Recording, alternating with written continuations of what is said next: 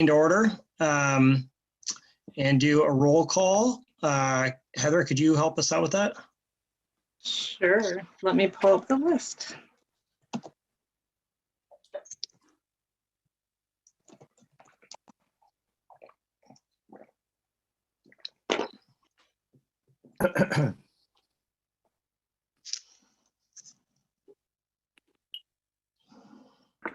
Just taking a moment. So Jennifer's in the waiting room, or hasn't been promoted. She is.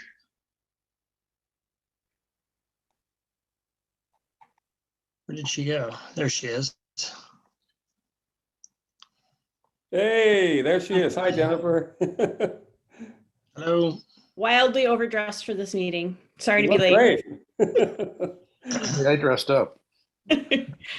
Sorry, I came from another event. I apologize to be late. No, that's fine. Ann Arbor is Ann Arbor time. Okay, we are just getting to roll call, and if my list would come on. So really, you're just right on time, Jennifer.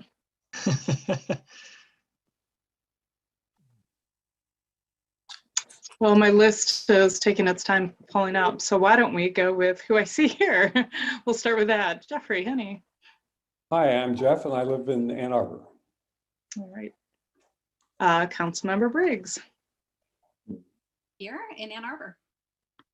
Adam Zimke. Here in Ann Arbor. Rita Mitchell. Here in Ann Arbor.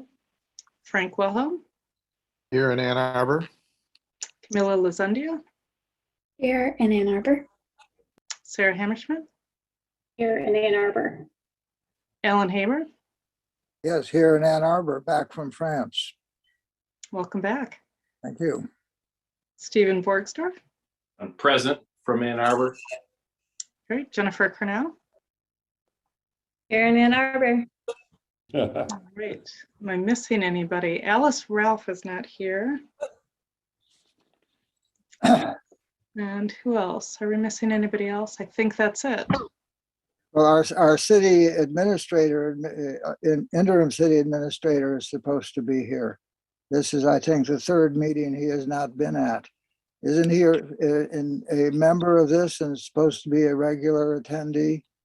Is our liaison with the city administration? Yes, I think it would move to him. So yes, he's aware of it. He's been invited to the meetings. I think, just for clarification, I don't think he's required to attend all meetings. I think that was, if I remember how it was set up, it was city administrator or their liaison. But I'm not a liaison. I mean, I'm not a member of the, I'm not assigned as a member of the Council of the Commons. So I'm the staff liaison. That's what I mean. That's what I mean. So you're representing the city. We had two.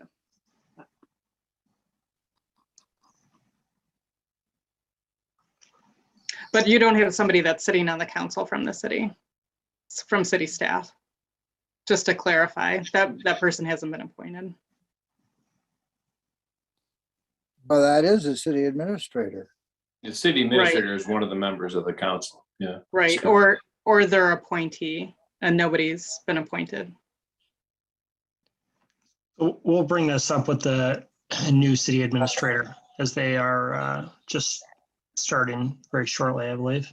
Yes, I'm hopeful for November. Then did we have Frank before? Yep. I went off camera to take a bite of cookie. Okay. Allowed. Very good, very good. All right. In that case, we'll go on to the approval of the agenda. Has everybody had a chance to take a look at the agenda that's posted online? Yep. All right. Any questions or amendments? Yes, I want to add to the agenda. It may come in the area of block partners. But I was at the DDA meeting, as I've been at a number, and they have a regular position of report from city boards and commissions relevant to the DDA. And we are such. We are indeed are in the center of their downtown development authority. And I would like us to pass a resolution requesting the DDA to have a regular monthly report to the DDA on what is going on the Council of the Commons and the development of the Commons, such as the Downtown Citizens Advisory Committee has. They have also a monthly meeting, and they report regularly to the DDA as to what is going on. So I think the place would be for that resolution to be when we are talking about block partners, but it could be in some other place on the agenda. I move we add that question to our agenda. Okay, we'll add that in under block partners. Alan, Thank you. any other amendments to the agenda? Okay, with that, we have a motion to approve the agenda as amended, or as noted. A motion? Second. All right, motion second. All in favor, say aye. Aye. Raise your hand. Aye. All right. All right. Then let's go to an approval of the minutes from the last meeting. Heather, is there a way you could pull those up? Or put the link? I suppose. Sure. Yes, I can I guess our, pull those up. there- Pull those up, but typically the expectation is that people have read them over prior. They looked rather thin to me, the ones that I saw, at least on the link prior to the meeting. And it just had sort of like the section headings of what had been discussed, but not really any of the substance of it. I did have a few remarks from my notes. I was wondering if it would make sense to maybe table this and until we have a chance to maybe flesh them out a little more. Only motions are noted in there in the minutes. So they're not notes of that, they're just minutes that give the basics. So if there's a motion that's passed, it'll say that that's passed and it shows attendance. Okay. So if somebody wants to take extra notes and have that attached to the agenda, we can do that. But the Okay, I minutes just are wondered, really because like for things very like public basic. comment, there was public comment. There were a few people that talked at the last meeting. And it just says public comment and then goes to the next thing like no one was there. So I didn't. I think that people who had made public comment, at least the name should be noted. But we did have a decision to establish a subcommittee to look at the cities that might be involved, to aggregate the list of cities and the criteria. That was enough of a formal decision that it seems like it should be reflected, because it's now, coming back. And I would like actually, following what Stephen says, that we maybe among us that we select at each meeting somebody to take notes, or that we allow an informal, any of us to append notes to the agenda as unofficially, but that is not as formal motions. But if somebody is trying to look at what goes on, they see nothing by looking at the minutes, and much is going on. Hello, Alice. Is this, I think this is one of those I guess I might be misunderstanding, but my understanding was that it's fairly formulaic across different commissions and different groups, that there's a standardization under which sort of the minutes are produced. So I don't know, Heather, if you could comment, or who's the right person to ask on that, but I feel like this has come up almost every meeting, and we address it almost every meeting, but I feel like there's a standard to which we are adhering, and to deviate from that would be unusual. Yeah, this is a discussion that we've had before. Yeah, so the minutes that I am to take as the staff liaison are really meant to be the the bare minimum. So just reflecting whatever motions are passed and who moved the motions and who seconded it and the outcome of the motion, but not really take any notes on what was actually, what was said. We do have all the recordings posted. So if a member of the public or if anybody wants to go look at the recording of the meeting and see the substance to it, that's available to people. And with the Center of the City Task Force, there was a desire by the group to have more in-depth notes to it, but a member of that task force took the notes and I attached those to the agenda. So, somebody from this group if you would like that, somebody from this group is welcome to do that, but that's not part of the formal minutes.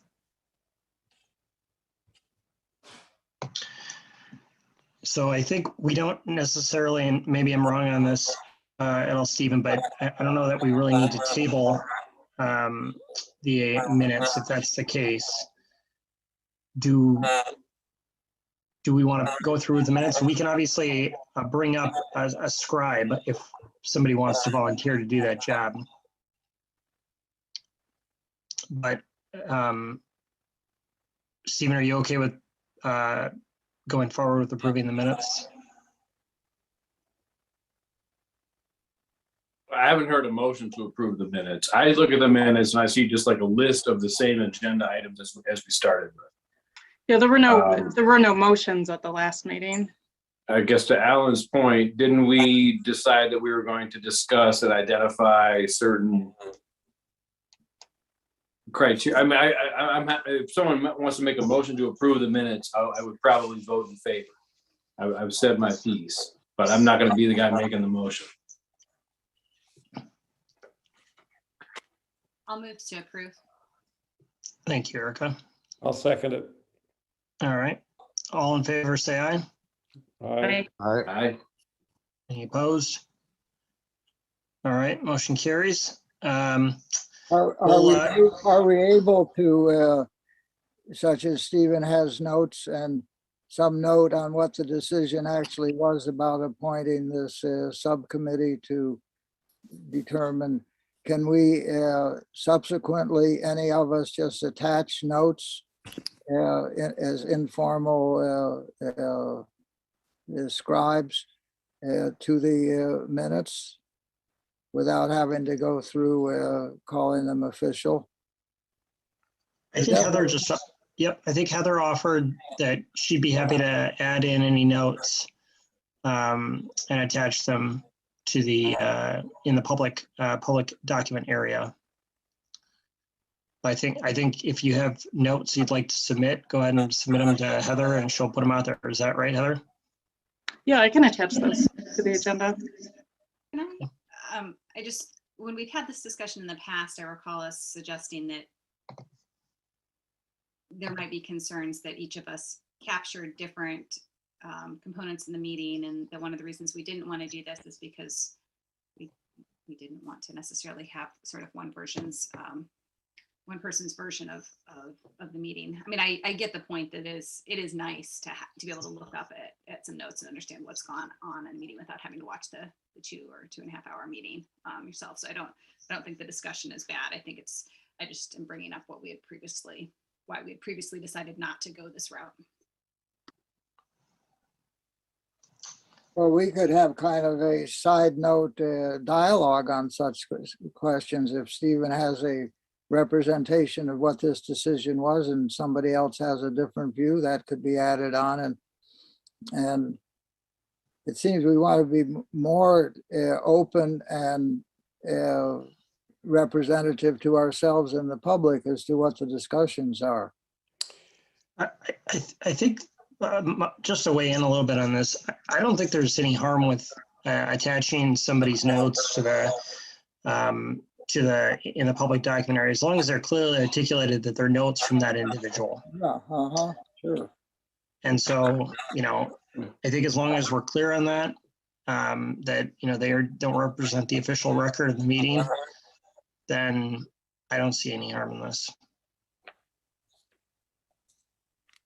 If folks are not satisfied with the level of detail that are in the standard format of minutes, I don't see any reason to sort of police it if it's just individual notes.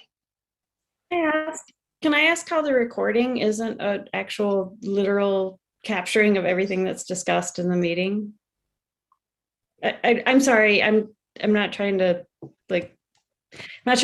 derail the idea. I don't understand how, if it's the whole thing is recorded and anyone could watch it, why the public can't access the discussion in a meaningful way, verbatim, literally, Well, and without bias, which I think we all as humans are probably naturally predisposed to.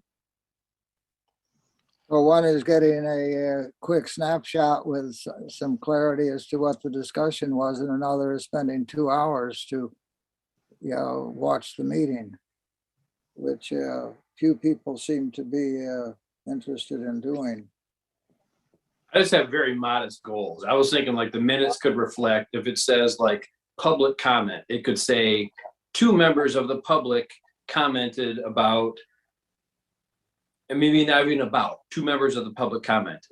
And then it could say during relevant boards and commissions, it could have a sentence under there that says the commission heard reports from the relevant boards and commissions or something. Because it just, at this moment, it just has the headers. There's no substance beneath it. And that's my only concern, is that it literally looks like we didn't discuss those points. And I'm not asking for like motions and seconds and whatever. I understand those would be there, but that's my only hope, is that it would at least indicate that there was discussion or not discussion about those topics. And on PAC, I don't think that's inconsistent with what we see on the PAC minutes. It would be odd for me to look at a PAC minutes and have it just have nothing for something that we looked at in the meeting and got comment about and discussed, that there would be nothing in the minutes that even reflected that there existed a discussion.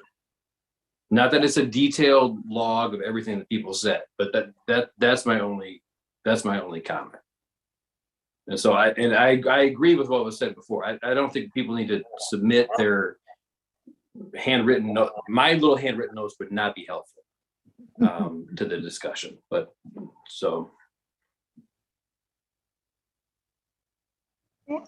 So just for the sake of keeping us moving here, I think if let's take a discussion offline, and we'll see. I gotta be honest, I don't think I've ever looked at the minutes from any other city meeting, but we'll take a look and we'll see what we can come up with and thread the needle on this thing. So, is that sufficient for now?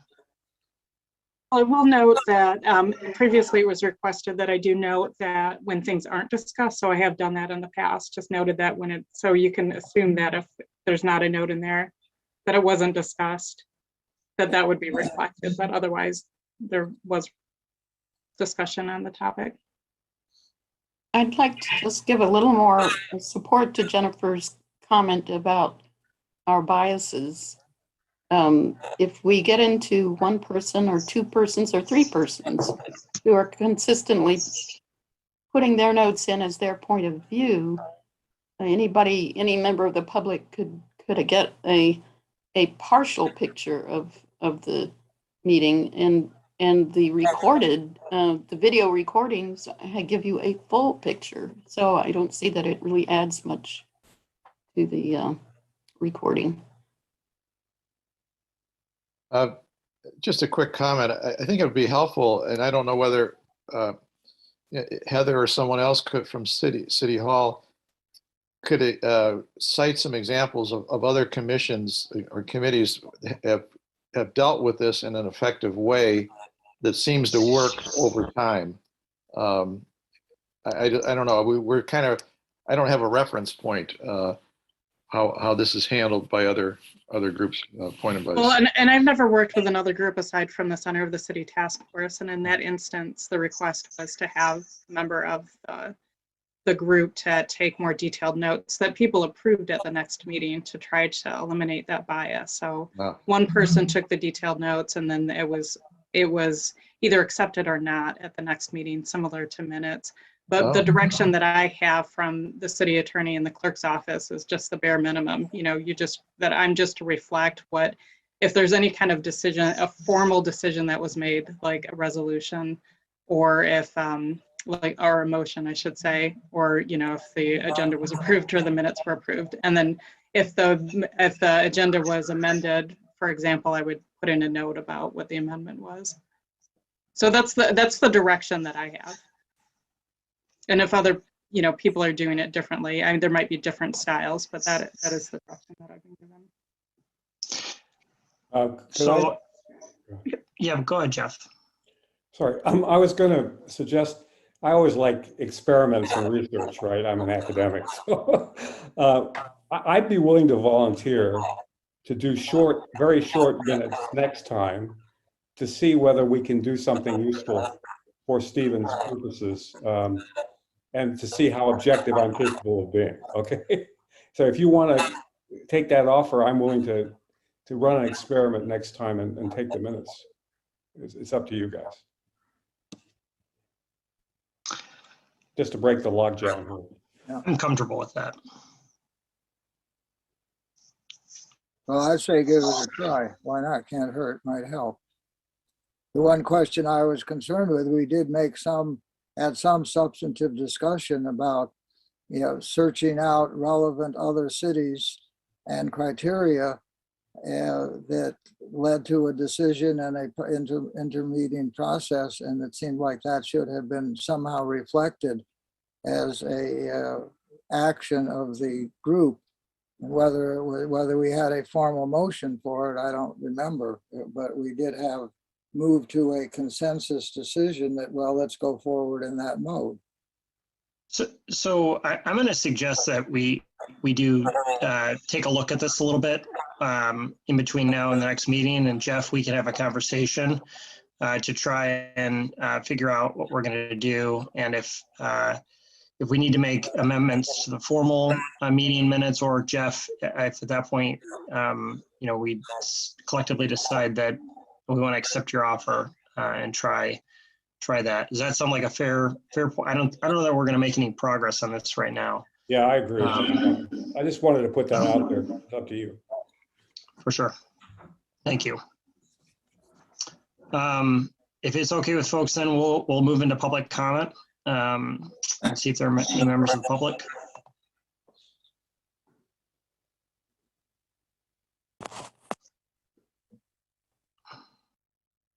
And we have Robert Black. You should be able to speak now. Thank you, Heather. Mm-hmm. Good evening, everybody. Thank you. Nice to see you again. And thank you for this opportunity to speak before you again tonight.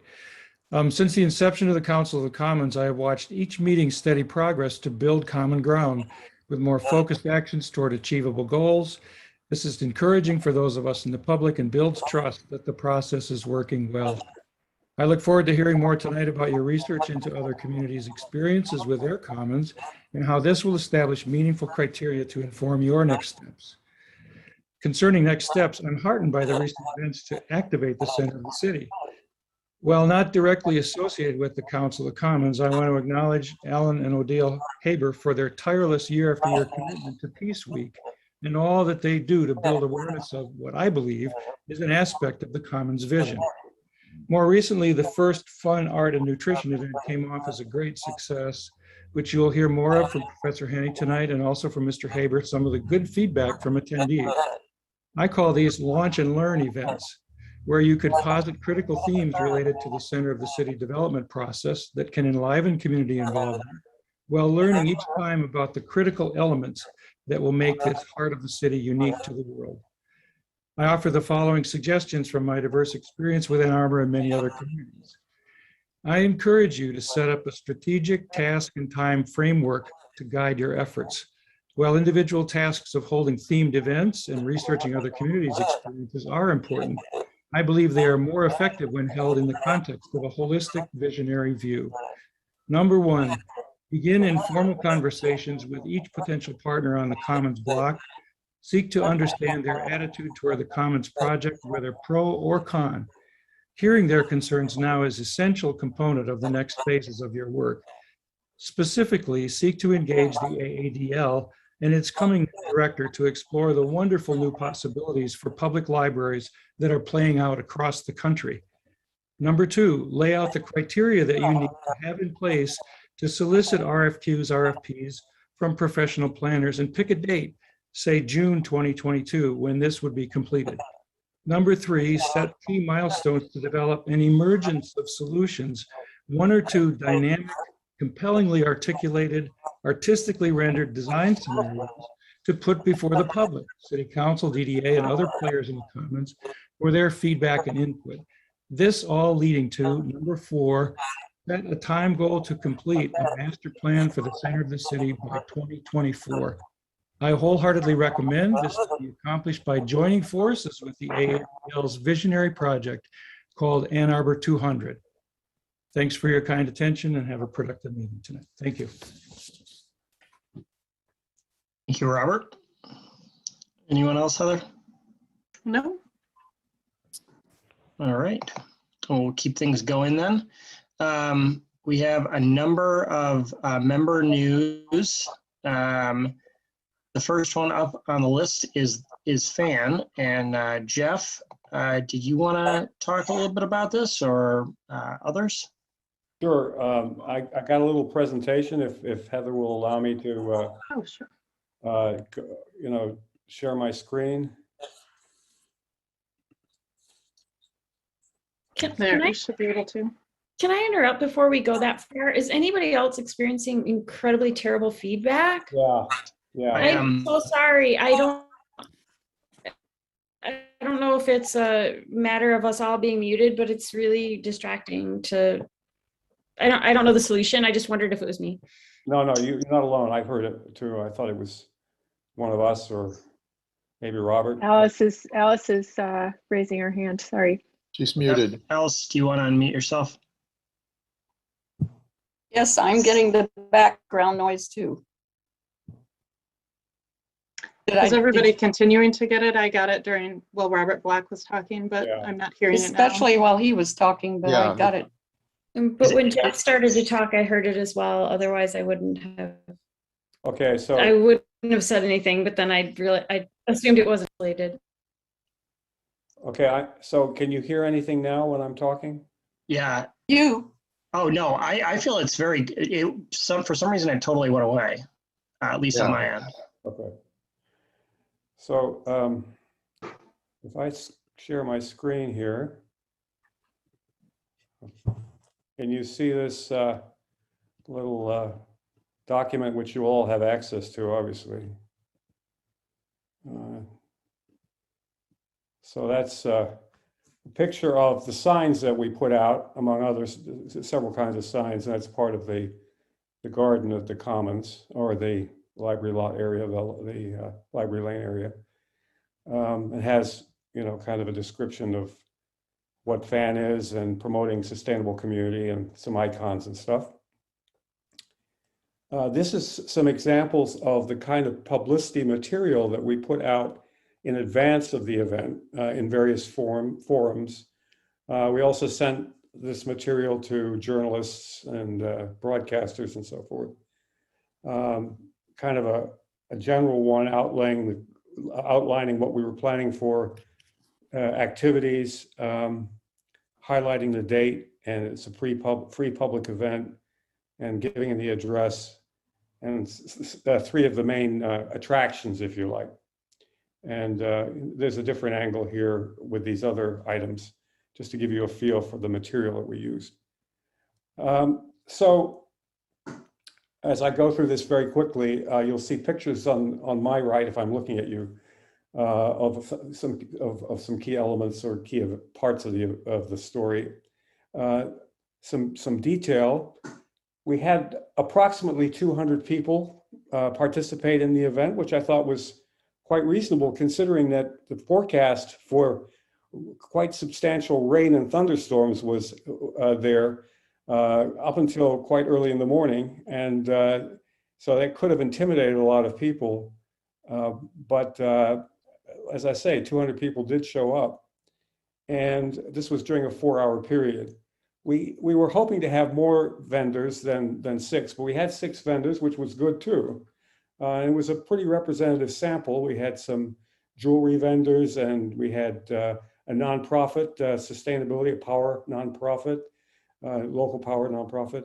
We had a local supplier of knitted goods. We had a supplier of agricultural, garden products. And we had an astrologer there and a bunch of other, so we had 6 vendors. We had 3 acts. The main act was, actually we started out with a small band, and you can see the band over the bottom right there. It's Griff is quite a well-known character in Ann Arbor, and he has a band of 3, and they've been playing music for decades, and so they were kind of the background, and they kind of launched things. And then we had Kip Barry, who's a nationally known musician who lives in Ann Arbor, but has a big center in a cabaret center and across from Disneyland in Anaheim. He goes there every other week, but he lives here, and he was very kind and happy to do part of his act for us. And then Stacey Murray, who's actually quite a well-known songstress and soul singer who won the Detroit Soul Award 2019. So she's quite an extraordinary talent. And so we had a really good entertainment for folks. We also had as I have mentioned before, I think, or was shown in the publicity material, Treestown Murals, who do a lot of murals around town.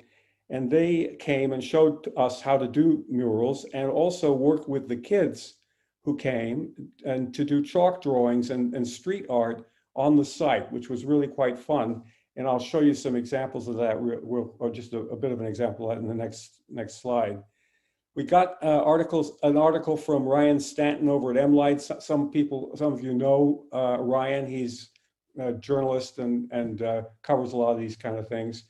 And he said some very nice things about the event. But this was before the actual event. And it's written up. I can provide people with a link if you want to read his article. He interviewed folks and wrote something very nice about FAN and about the Commons and what we're doing. We also got an announcement on WEMU. They announced what we were doing.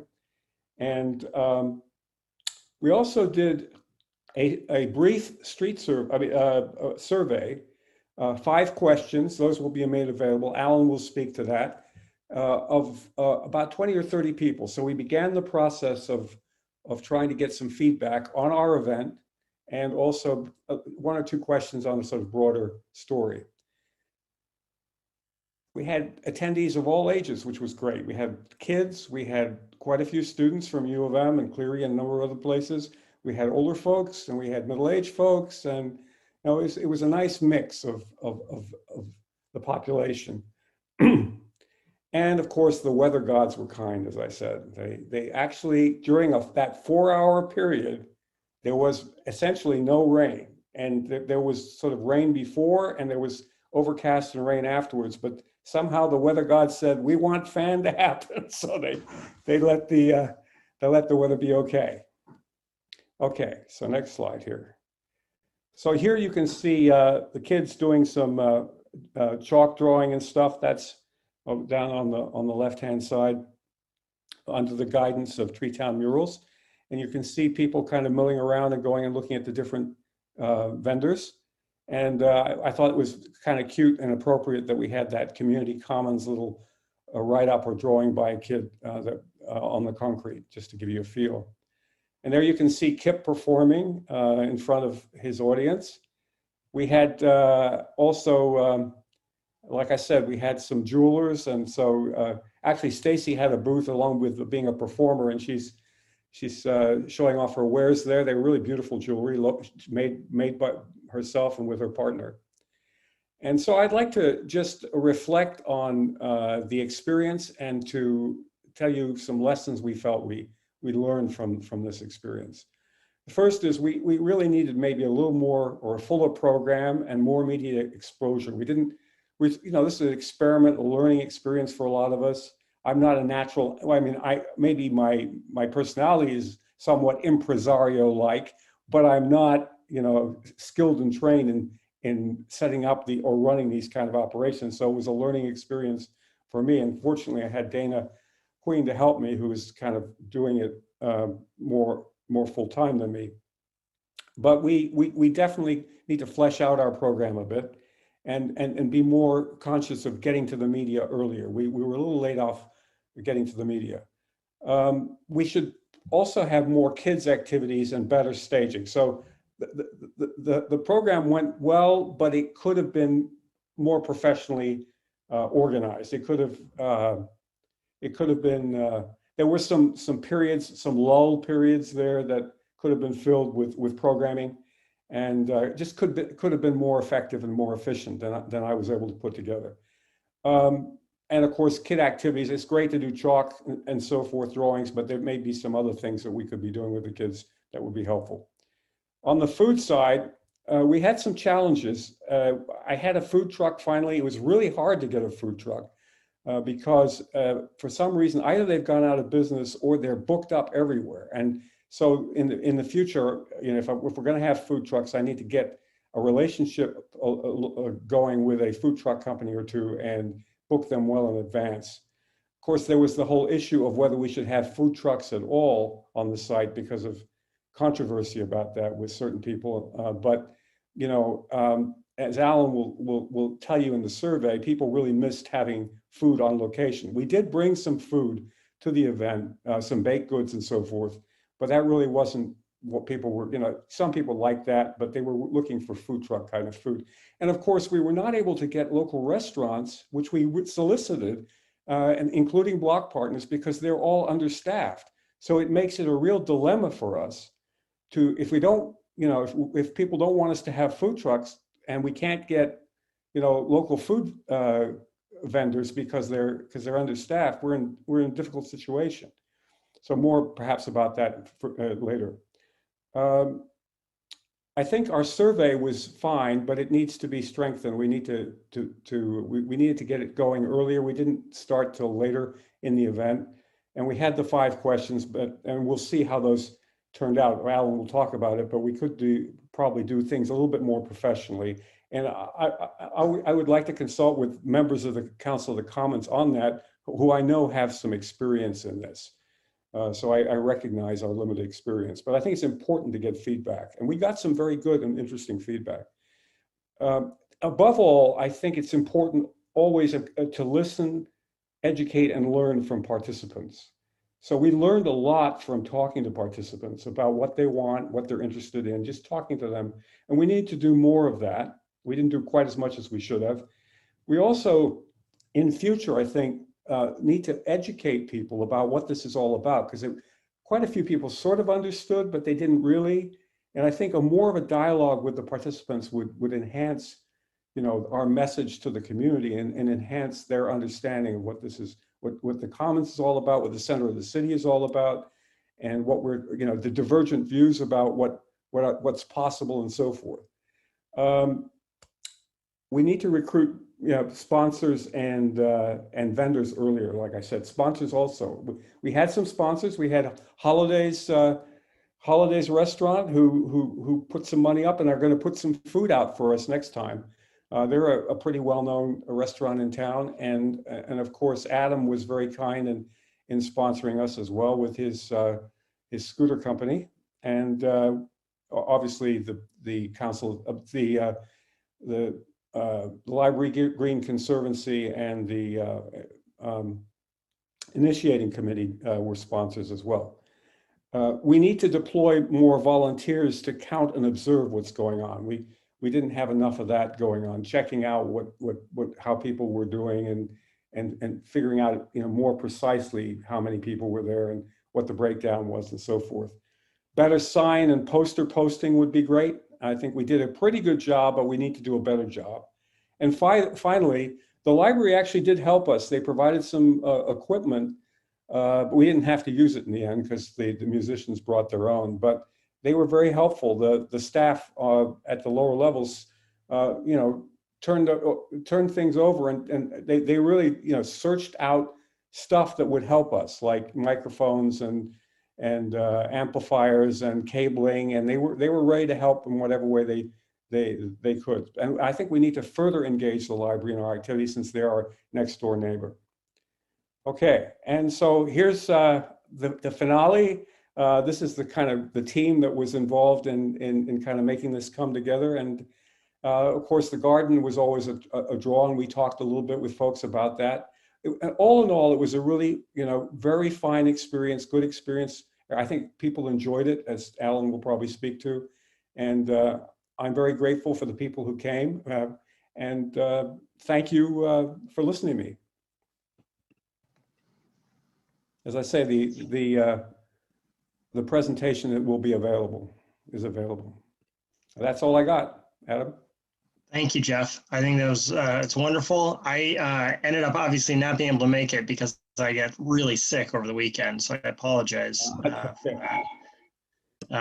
But glad to see the pictures.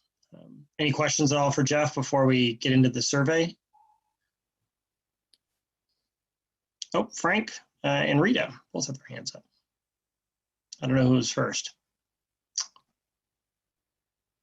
Frank, do you want to go? Yeah, just an observation. I found it was just exhilarating to be there. We've talked for weeks and months about beginning to activate the site, and it was just great to see this come to fruition. I stood out in front of the library and kind of hailed people from there over towards the site, but in fact, people were on their way to the fan event and weren't necessarily stopping at the library. I would just encourage everybody from the Council of the Commons to put it on their schedule to attend this second event. I guess it's November 7th. At least that's the tentative date for our second fan event. And we can act as informal ambassadors, engage with people. I think we'll individually learn a lot, and collectively we can share those conversations and interactions with the public. It was a wonderful event in the sense that we're finally activating the site as we think we've intended all along for it to be used.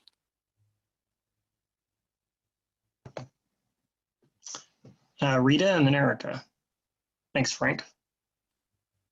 Thanks. I just want to say I was there as a participant and vendor for a nonprofit called the Ann Arbor for Public Power, a community-owned utility organization. We're going to be talking further about that. But as a vendor, I just want to say that it was very easy to set up and access the location and well organized. So I want to give compliments to Jeff and Dana Queen on their actions that way. And I would say that the feel of the event was probably really what I would like to have established in the long run. It was low key, it was warm, it was welcoming, and it was very easy to talk with people. So those are my impressions, and I'd say that this was a success in its low key way. Thanks, Rita. Erica and then Ellen, I think. Thanks. It was fun to see the activity, and congratulations. I know it's a lot of work to put on events like that, so you're good in reflecting on what you could do better next time, but definitely a strong start, I think. I just wanted to get a little feedback in terms of food trucks. I think it's important to note the difference between a nonprofit and organizing an event downtown. You'll notice that, there are certainly many events that organize downtown, and some of them bring in food trucks. And I think that's a different relationship than sort of the resolution that the commission put forward, asking the city to on a regular basis, activate food trucks on the site. And so I've had more conversations with Main Street Association on that. And so, we can talk about that more later, but I think it's different in terms of what maybe the feedback might be on something like that. But I think it's worth being aware that downtown businesses are struggling, and that's why there was some feedback on that. But I'm not sure it's the same concerns when it's an event here and there throughout the downtown. Thanks, Erica. Before Alan says something, I'd just like to say a shout out to Erica, because Erica was there and spent quite a while there, and I really appreciate her presence. Thank you very much, Erica. Your support was very much appreciated. Alan? Yeah, well, you've all gotten attached to the minutes, the responses to the questions on our survey. And I won't try and summarize them, but I hope you will read through them, because in aggregate, they give a sense of the interest, the warmth, the way people felt very happy and liking what went on, and with some interesting ideas to add into the pot. People wanted more kids' activities. The kids there were gave a very positive, nice feel, and many people said, "I wish I had brought my kids."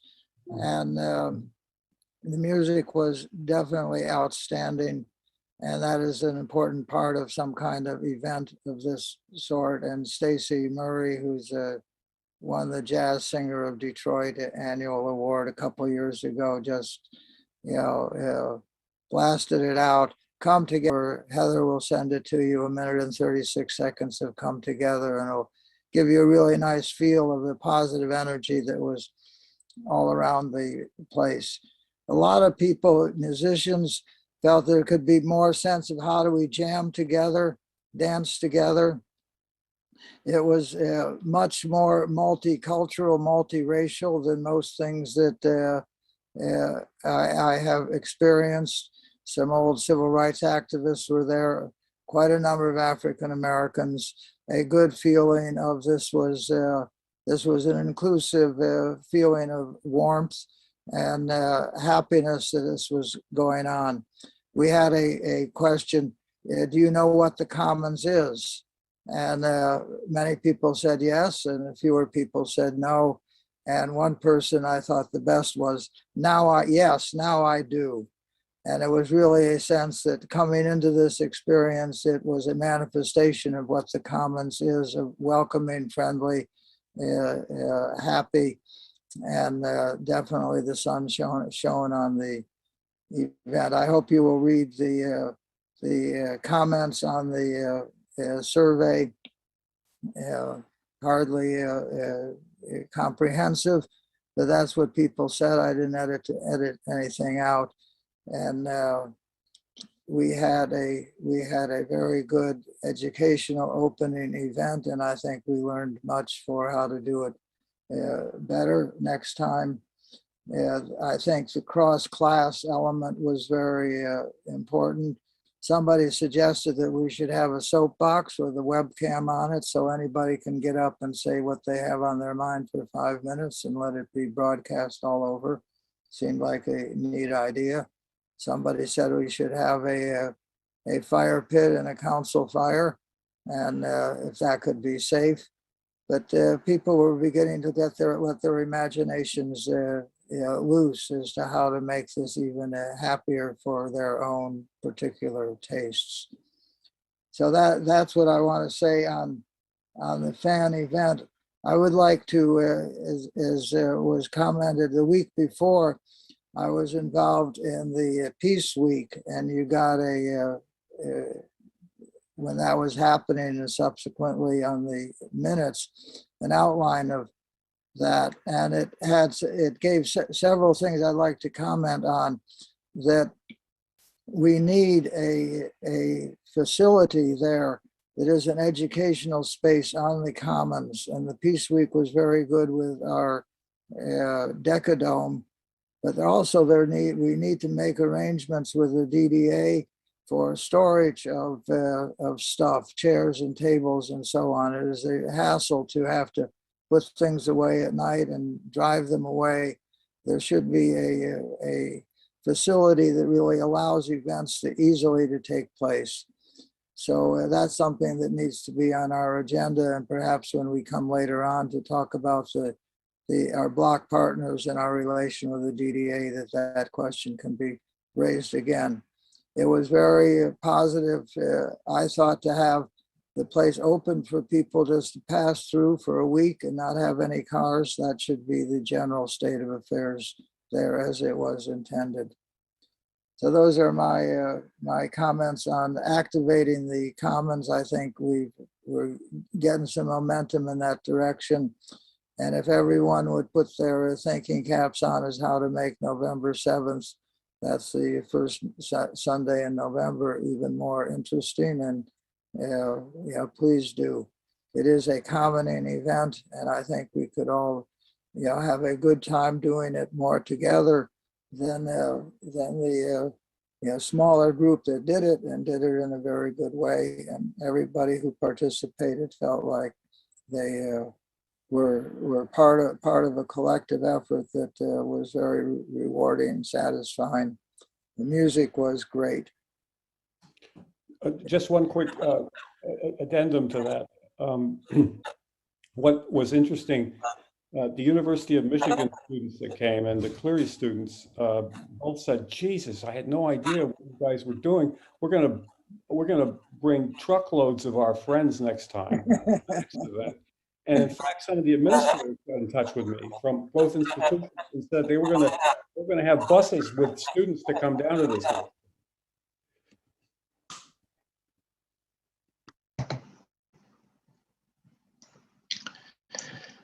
Well, I'm glad the event went very well, and it's also good to have the update on Peace Week, Alan. Any questions at all before we move into discussion on block partners?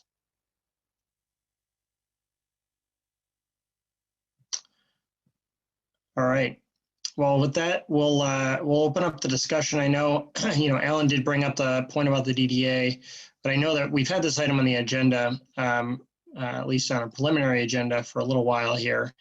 To talk about how we want to engage the block partners and what the formal process will be for doing that. So kind of wanted to open it up. I think we probably want to establish what our goals are going to be for any external discussions, and see where folks would like to go. I think this speaks to some of the long-term planning items that are maybe on the agenda, but like to open up and see where folks would like to go with regard to gathering input from block partners.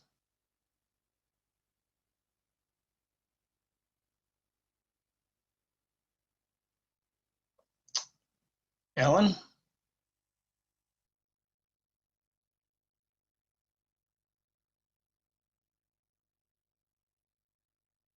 I can't hear you, Alan.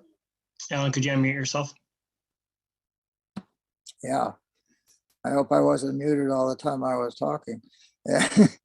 Yeah, we need to establish a better relationship with the library, especially in their time of transition, as they are determining their new vision and new leadership.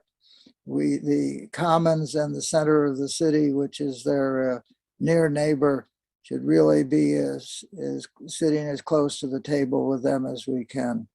I'm particularly interested in continuing the conversations that we've had with Mike Martin and Darren McKinnon from the First Martin Corporation, also including John Teeter, who is their staff person that looks over Liberty Plaza.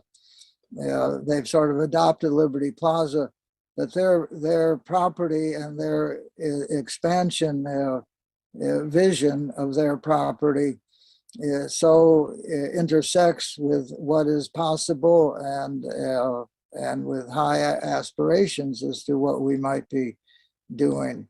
So I've had conversations with them over the years. I think that we should really continue that conversation and They've also indicated an interest in having the city assume ownership in some trading way of the Carriage House and the Noble House.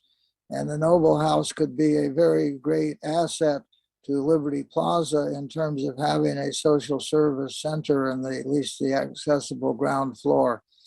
So there are many possibilities with those two partners in particular, and I think we should get some teams of us to pursue those discussions and probably to see who is everybody on the block, the owners of the buildings, the residents, the residents of the condo there, and send out an invitational message that ultimately we see some block group formed, which was the original recommendation and city council directive, but inviting their thoughts and their involvement and even their participation, attending our next meeting, giving their own public comment and hearing what people have to say who are running the restaurants and the guitar place and so on. And I think also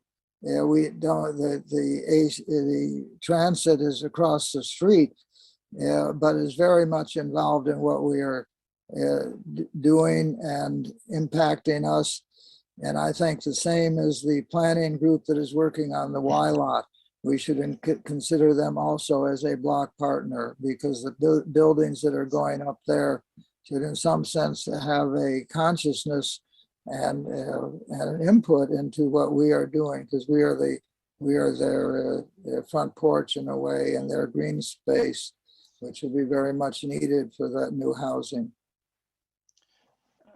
Real quick, just a clarification, by the way, I accidentally missed the comparable communities update. So if it's okay with folks, we'll keep going to the block partners and then come back to that right afterwards. I apologize. I scrolled too far down on the agenda. Alan, I think that you've identified a few of them. I think that there would be, I know one item I'd like to see is if we, before any reach outs are happening, we establish a process for how that's going to work and to who, and similar to how we're doing with comparable communities, we do a lot of pre-work. So that would just be my thoughts in response to one of a lot of the suggestions you made. Erica's got her hand up though, so I'll turn over to her next. Yeah, thanks. So in my sort of informal conversations with different block partners and downtown partners, the feedback that I'm getting is that although this is obviously the priority of this commission, sort of the development of the center of the city, other folks have a lot on their plate. We are still in the pandemic. The downtown is still struggling mightily. And it is really challenging for folks to make time to do something like just attend one of our commission meetings to kind of generally speak about this subject. I think it would be I think we need to honor the time of our partners and recognize that at least in terms of the feedback I'm getting, that it would be useful to think members would like to respond and provide reactions when there are tangible things to react to. I think if we had maybe done that with the proposal that we went to council, last resolution is going to go to council. If we had engaged folks at that point, we might have gotten some feedback before it hit the council table and maybe come to a different decision. But I think there are times that it might be useful to engage folks, but that we might want to think about really doing it strategically and really honoring their time. I also spoke with was trying to meet actually with Jim, the president of the library board today, and he actually had to cancel because things are busy on his end work-wise, but also the library is really swamped. They are in the process of trying to hire a new director for the library, and that's going to be their focus moving forward. And so just another reminder that that folks are going to, some folks are thinking about other things as well.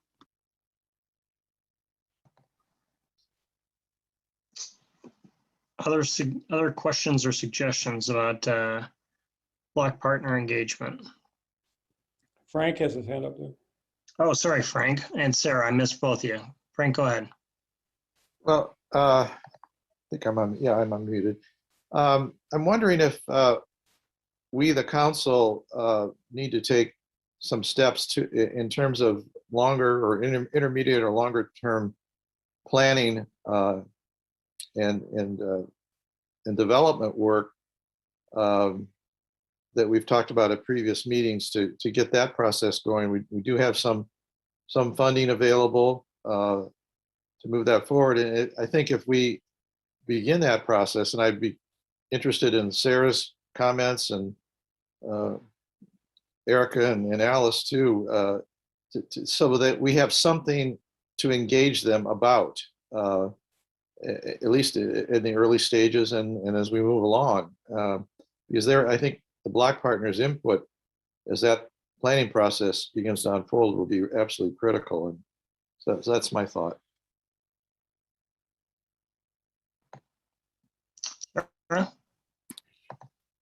Thanks. I had a lot of thoughts about this a couple of weeks ago, and now they've just completely left my head.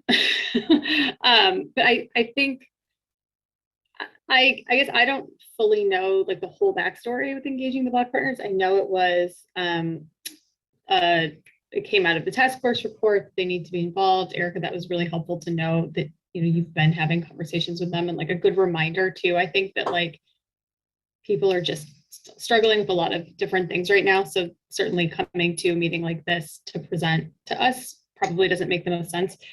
I guess I'm wondering, for any of you that might have, Erica, maybe you, I don't know, Heather, if you've been thinking about this from a staff perspective, but would there be appetite from any of the block partners for more one-on-one meeting? I think it would be helpful, and maybe I guess I'm thinking offering up myself. I would be happy to be involved in this process as somebody that is newer to the Council of the Commons, sort of also has that real estate perspective. I'm just trying to understand from them, what are their longer term plans going forward? I think, Frank, your idea is a good one, but I also think we need to understand some things from these people. I'm hearing these things of well, the library might want to move to this spot, or First Martin might want to expand their building, and maybe they would swap this land with this.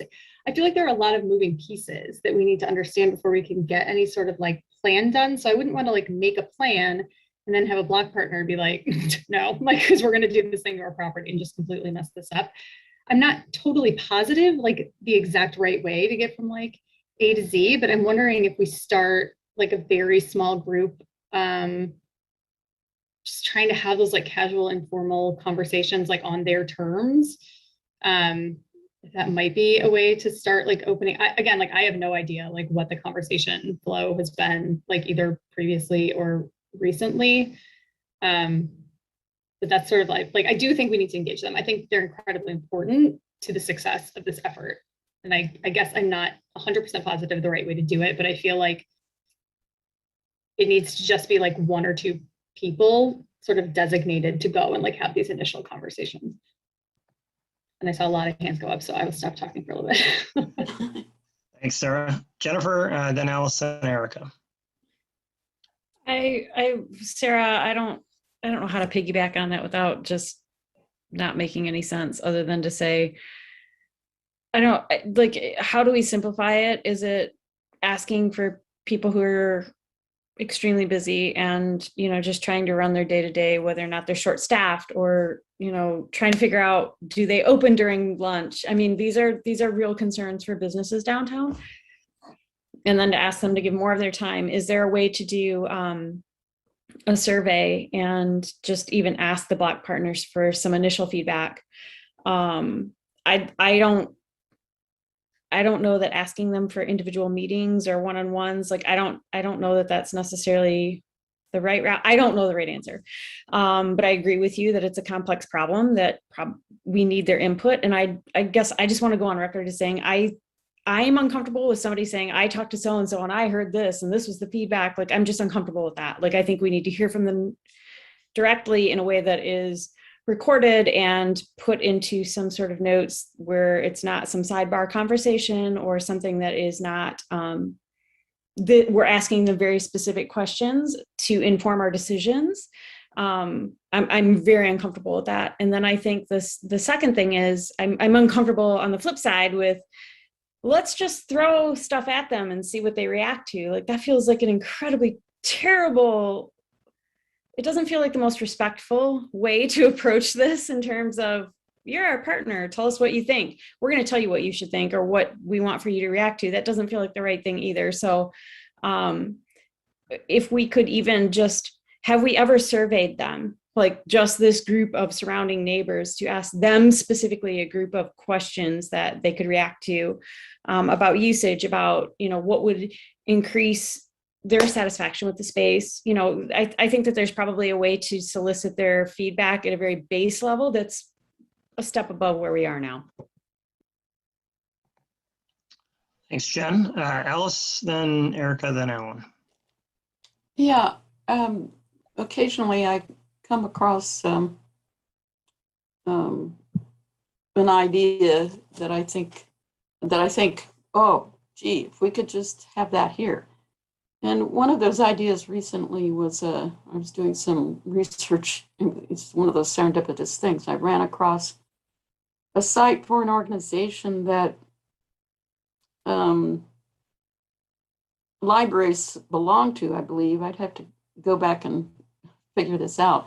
But it's just an example of the kind of thing we need to offer to people or to ask them about.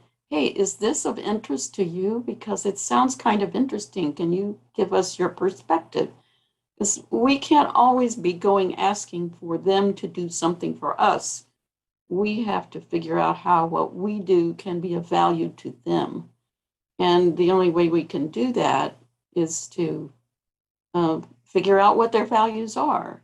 And what this library thing was, an association of libraries who had partnered with their local civic organizations, mainly the city governments or the whatever group would support them in doing this, in hiring a library social worker. Because I don't know how many years I've heard Josie Parker and sometimes other staff talk about how they've become a center for solving problems or maybe resisting problems. I don't know. With people who need a place, who need some services, but end up prevailing on library staff and library spaces. And this isn't always a very good situation. So, I don't know why I had to look elsewhere to see this kind of thing going on, because it sounds perfect for Ann Arbor. We have a school of social work here. And but there are library social workers out there. They actually have this job. So that's one example. We can't say, hey, why don't you do this here? But we need to find out, okay, this is a problem for you. What besides calling the police can we do that would be more beneficial to the parties involved and more beneficial to everything else we want to go around? So that's just one example of the kinds of things I've been running across, which make us look more like partners rather than leaders. Please help us do this. What can you do to help us do this? Yeah, and so if we can be more like partners ourselves, I think that might be one way to look at it. All right, thanks, Alice. Erica, then Alan, then Rita. Yeah, I think you're absolutely right, Sarah, in terms of, we don't necessarily just want to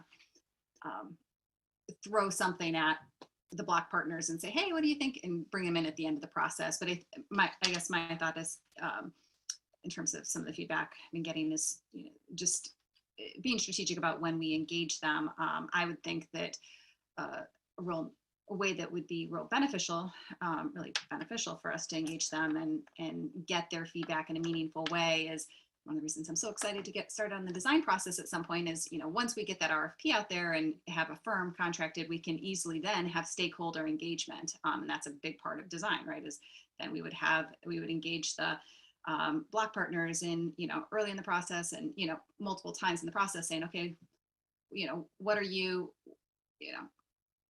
getting their feedback at the beginning of the process, getting their feedback later on in the design process. And I think that could be a way that would be facilitated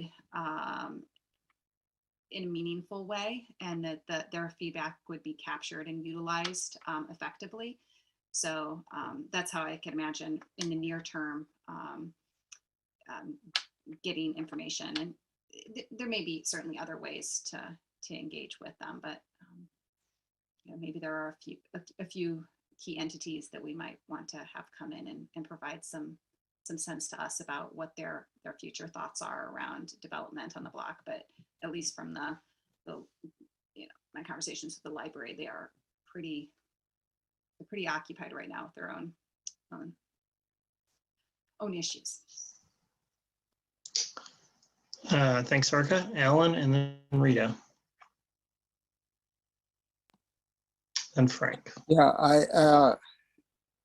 I think each of the different potential partners has its own character.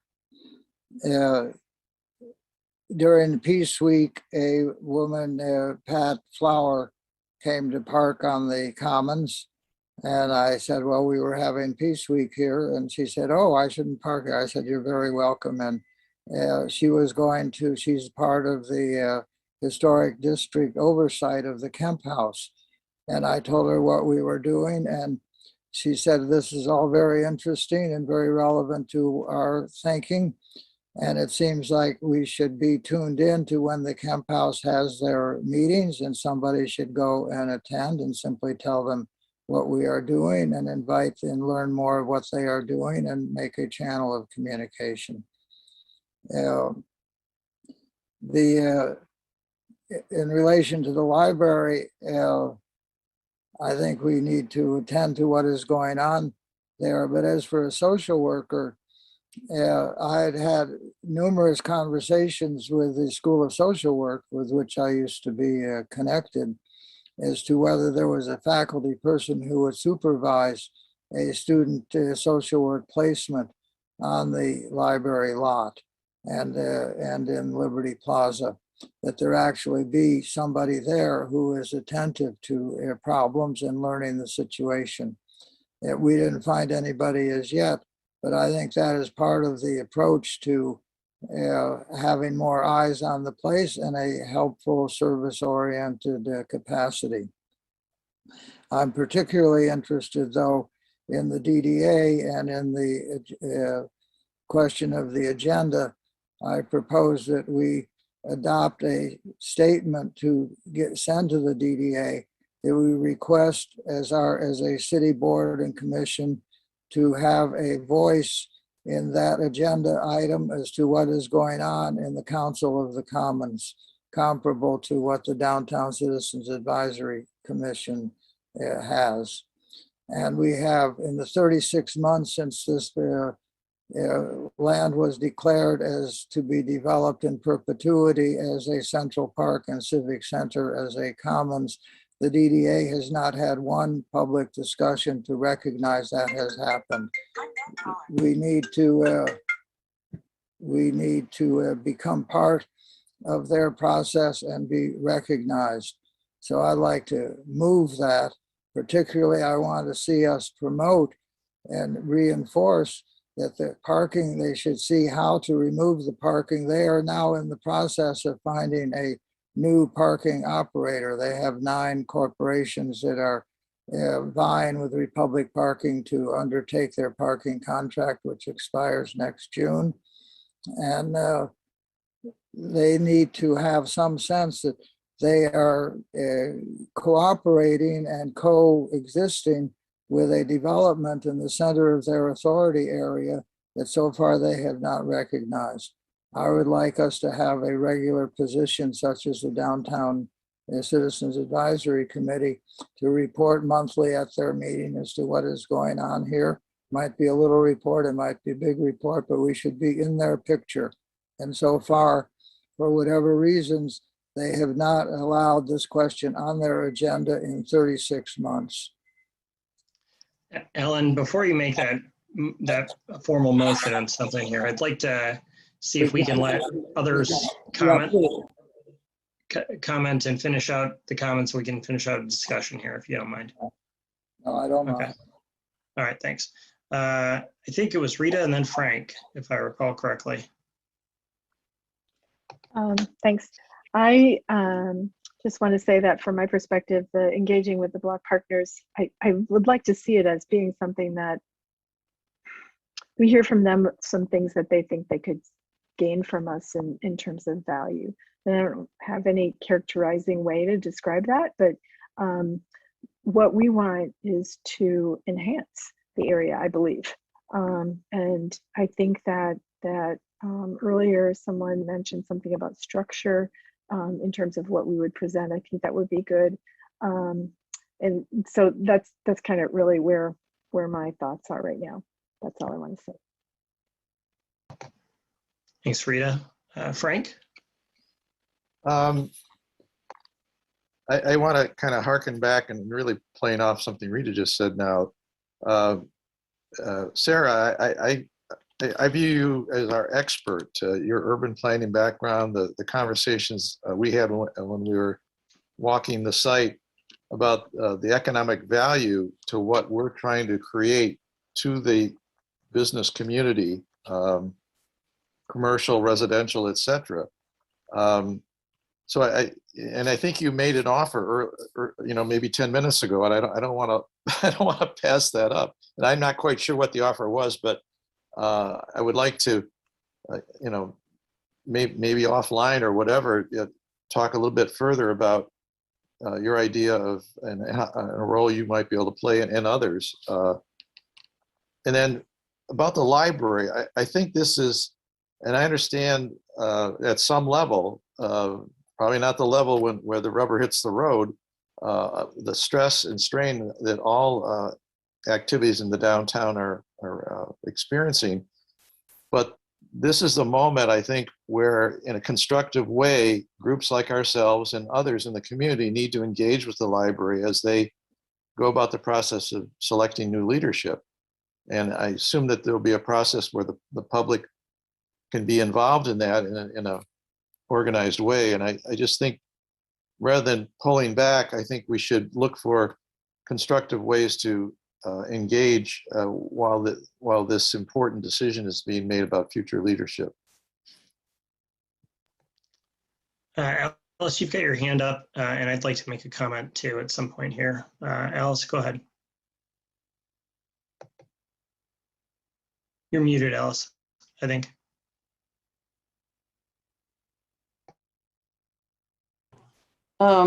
Just following up on Frank a little bit, that muting and unmuting just makes me spin around.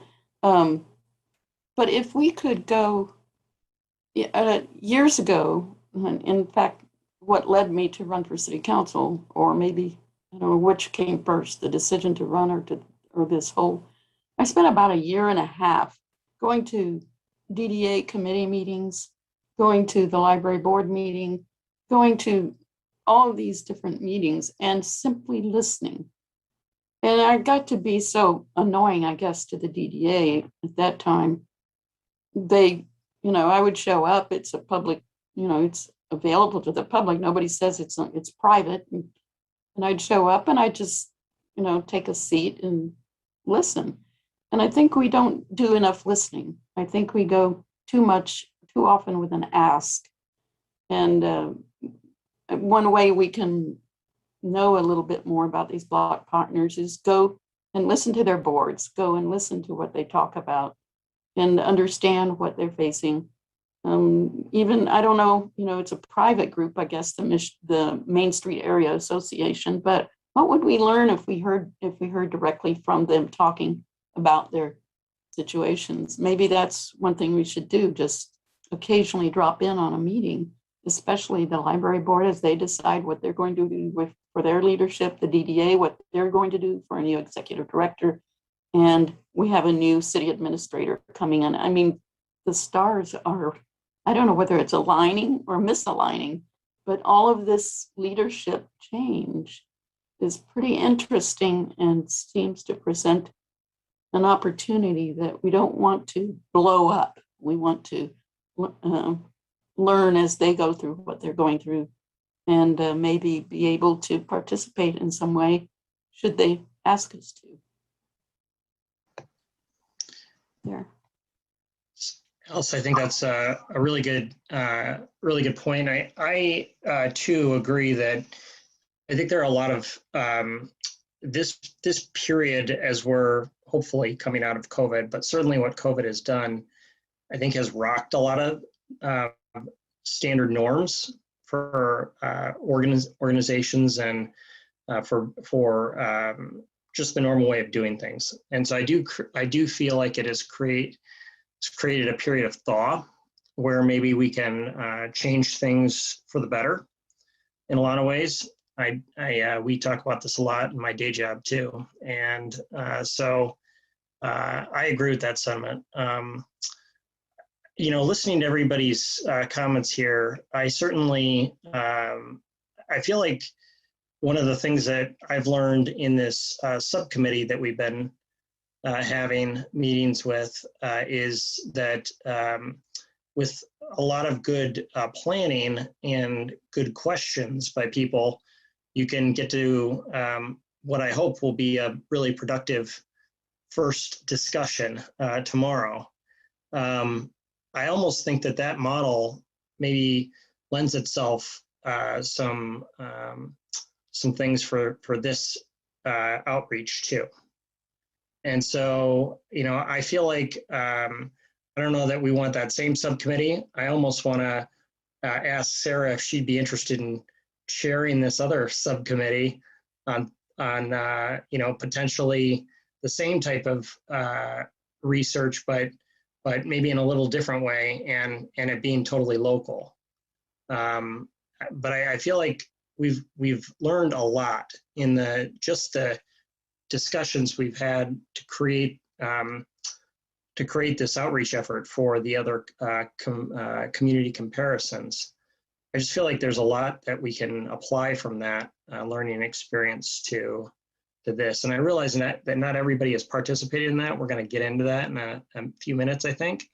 But, from Frank and Rita and Alice and Heather, myself, and Sarah, I don't know, I've just learned a lot already without even getting into the nuts and bolts of what's going on in other communities. So I just want to throw that out there. I do think that we've had some really productive discussions there, and maybe that's the type of approach we can apply.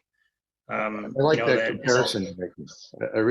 I hadn't linked that up until you mentioned it, but I think that might be a good model to prepare ourselves for whatever engagement we decide on with the partners. I think some as we say, bench research, think through the questions. I think we'd be better prepared. We'd understand better how to approach this. So that's a nice link up. Thank you. What a good segue, sure. Adam. So real quick, before we leave this topic, I think that maybe that's maybe that we get some feedback on the idea of having a smaller group of folks, a subset of this group, get involved in preparation for outreach. Well, maybe that's my suggestion for downtown partners. Maybe not just block, but beyond the block. I think that to the point that have been made by a lot of folks here, everybody wants to be concerned that any outreach efforts are valuable by both parties. I put myself in that camp that I'd want to make sure that the outreach is really done in a way that creates and adds value. But I do think to Sarah's original point at the start of this conversation, I don't know how we can start planning something. And frankly, I would find it a little offensive if I was a block partner for somebody to come in and tell me that, well, we're going to do this. And, what do you think, without asking for some input first. And so I think it would behoove us to be a good partner, to try and figure out how to collect some research in a way that is productive. That's just my own opinion. So I don't know, folk, Jen, you've got your hand up. I'm sorry. No, I raised it in response to your comment. Let me take it down before I forget. I hear like we should have these plans that these designs and these things that we put out for comment. And then I also hear this strong desire to solicit feedback to inform that. And I feel like we go in this circle, and I feel like we go in this circle on things, and I don't know what the right approach is, but I guess I would err in favor of finding some way that is respectful of business owner and community partners' time to solicit their feedback and involve them in the process, right? Like if this is something that Alan has so wonderfully encouraged, thought around commenting and what does that mean? It almost feels antithetical to go to them with this fully baked plan and here are some drawings or here are some designs and react to them and give your opinion. It feels wrong in a way. But I guess it kind of goes back to my comment a few minutes ago in terms of how do we solicit their feedback? How do we get their opinion and their buy-in so that it is truly a community? It's reflective of what the community wants and needs, including those who are in business and those who are our neighbors. That's what this is all about, right?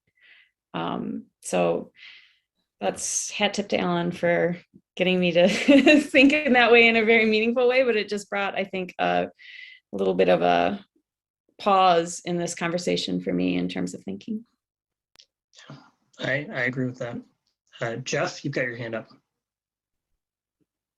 Yeah, I just wanted to say that in my experience, the process of developing models of possibilities and engaging people, is sort of interdependent. And, at the end of the day, what we're all about is trying to build community, and you build community or closer community than we have at the moment.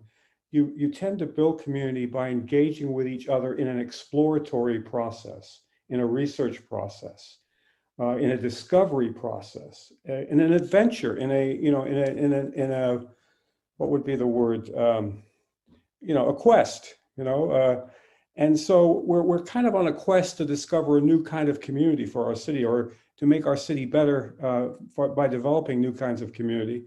And engaging people in that process builds commitment and also builds understanding. And it also, people, when they start this, if it's properly organized, don't mind carving out time to do that, because we all are looking for some meaning in our lives, and we're all care about community and want community to be better.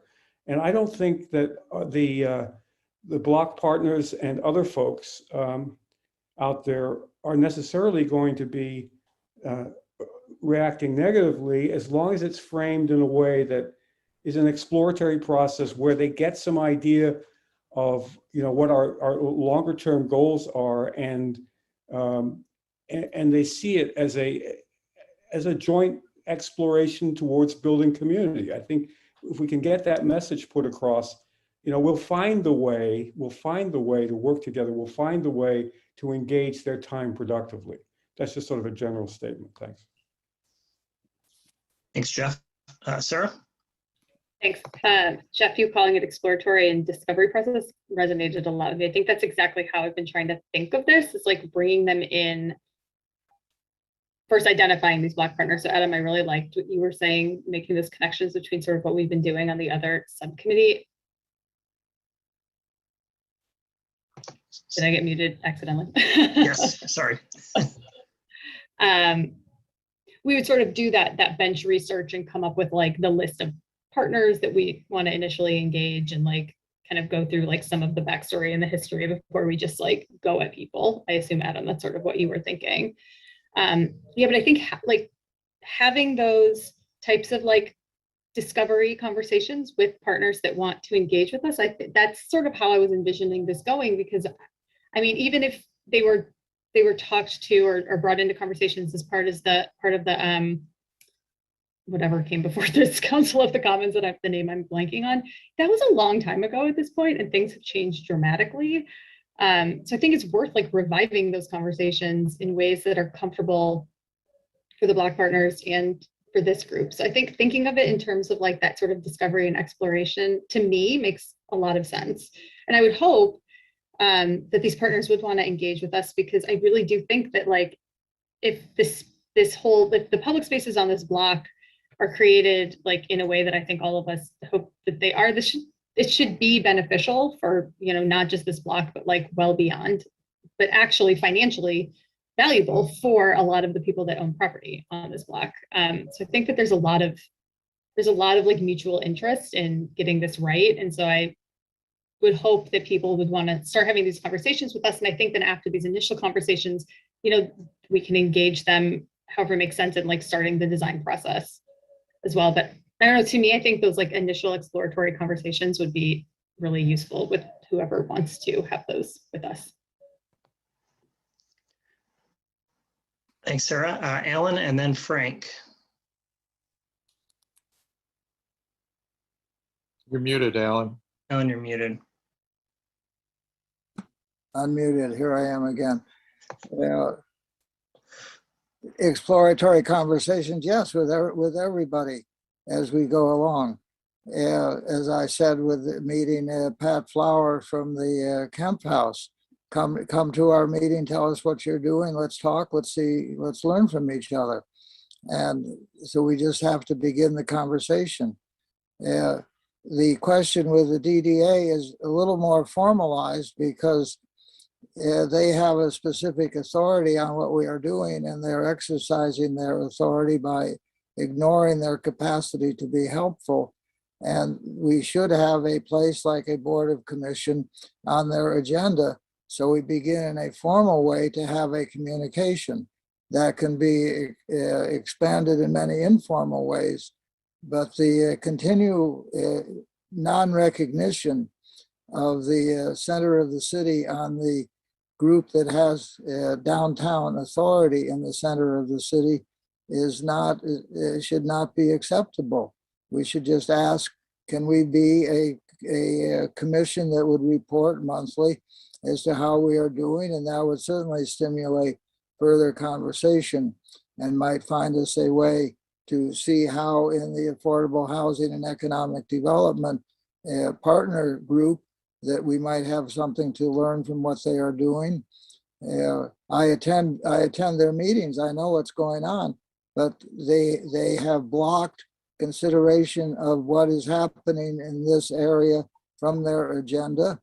And Maura Thompson, while friendly in one way, is basically not helpful in providing services that could be easily provided in terms of storage. And they have an obligation directed by the city council to terminate service parking.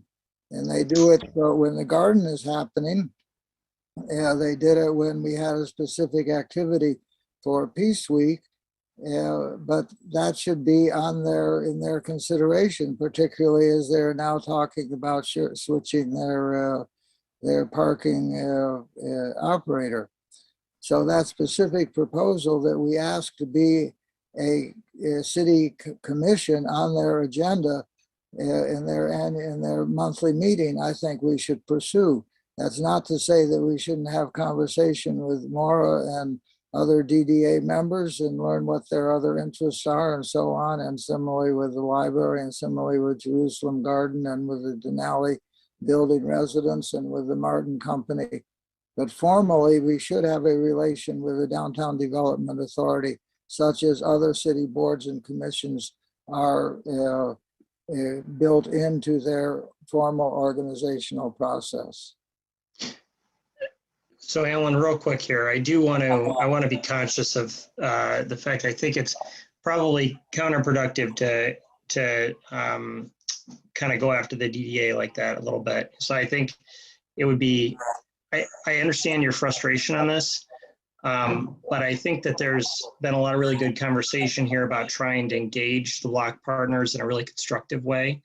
And I would just ask if we can keep the conversation going on that, because I think we're making some progress. I understand, or I hear you on your frustration regarding the DDA, but I feel like we've talked about and maybe arrived at a way to try and reach out to a lot of the block partners, or at least establish a team of folks to engage in that. And I just feel like that's really productive, and maybe the frustration can be channeled in a more productive way. That's the only thing I'd ask. I think Alice and Frank, I don't know who had their hand up first. I apologize. You're. I'll go. Yeah. I echo your request there, Adam, because it's exactly, it's sort of, there are a lot of metaphors, you know, why beat your head against a brick wall when the same thing happens over and over again. But I was thinking of another example that is sort of surprising to me a while back with the Greenway, and now called a tree line. So there was this, I'm remembering the word from the 70s, synchronicity. When Jerry, I've forgotten his last name, Clark, maybe, was working on flood mitigation plans, and the Greenway was trying to figure out how to connect to the B2B trail, how to make that more fundable, that kind of thing. And then what happened was we got a tunnel underneath the railroad. It took probably 8 years to get that to happen. And it wasn't by pushing, and it wasn't by wheedling or insisting. It was by going to meetings, talking with people offline, being community members, really, and supporting one thing because it fit in with other plans, and not going in with my priority is most important. And yet there were several different angles on it, and you could listen to those too. Other people, you know, I can almost remember the names of people who would consistently be at the same meetings. And once that is witnessed, it has a sort of a multiplier effect, an exponential growth where, you know, if you can avoid being seen as the annoyance, if you can be seen as the supporter and the listener, all of a sudden conversations are started not by you, not by me, but by the sheer existence of a community that's developed around an issue or an idea. So that's kind of what I wanted to talk about, because that's physical evidence of something big that happened, but it took a lot of wheels turning for many years. And sometimes the gears meshed and sometimes they didn't. But eventually it did happen. And I think that's kind of a good lesson in persistence as well as participation. Frank, I think you're up next. Okay. Alice, I'm glad you went first because I want to add on to an example, both what you've just said and what Sarah said earlier. In my fundraising experience at the university over 30 years, you want to engage, in that case, a prospective donor. You want to do the listening. You don't want to do a lot of talking. You want to engage people, hear them out, find out what's important to them. You know, what's their passion? What's been important in terms of, in that case, the business school, their business life, and how does that mesh up with what the business school is trying to do. So it's finding linkages, finding common ground. And I just think it's important.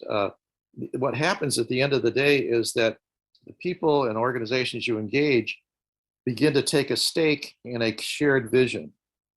And these conversations, I think, are an important way to get us into that process. And there's a formal, development design process that will begin to capture this. And that's, I think, what Erica's been so helpful with in terms of funding. But I just saw this analogy from my fundraising life, and wanted to just share that. Thanks, Frank. And then Jeff.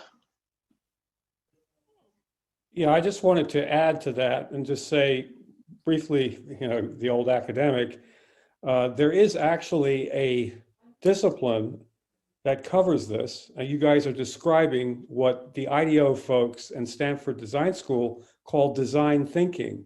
And some of you are probably familiar with that term, but that's exactly what design thinking is all about. It's what Steve Jobs did to come up with his beautiful designs, all the rest of it. You start out with empathizing with the people that you're trying to work with and listening to them and understanding their issues and getting inside them a little bit, understanding how they see the world.